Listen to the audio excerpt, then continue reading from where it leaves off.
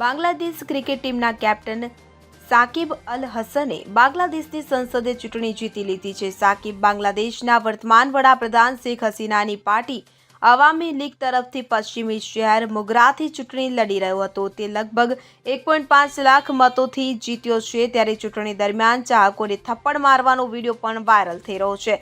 આ વિડીયોમાં જોઈ શકાય છે કે તે ચૂંટણી પ્રચાર દરમિયાન ઘણા લોકોથી ઘેરાયેલો છે. આ દરમિયાન એક વ્યક્તિ તેની સાથે સેલ્ફી લેવાની કોશિશ કરે છે તો સાકિબે તેને થપ્પડ મારીને બાજુમાં ધકેલી દીધો હતો. ત્યારે બાંગ્લાદેશની એક સ્થાનિક ચેનલ અનુસાર આ વિડીયો 3 જાન્યુઆરીનો છે, જ્યારે સાકિબ વડાપ્રધાન શેખ હસીનાને મળવા ગયો હતો અને ફરીદપુરમાં અવામી લીગ પાર્ટીની રેલીમાં પણ ભાગ લીધો હતો.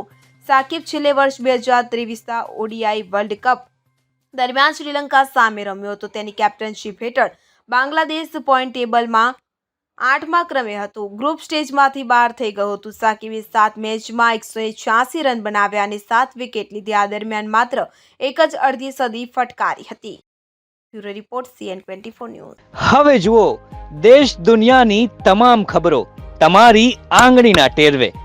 ઉઠાવો મોબાઈલ અને Google Play Store પરથી ડાઉનલોડ કરો અમારી CN24 ન્યૂઝ મોબાઈલ એપ.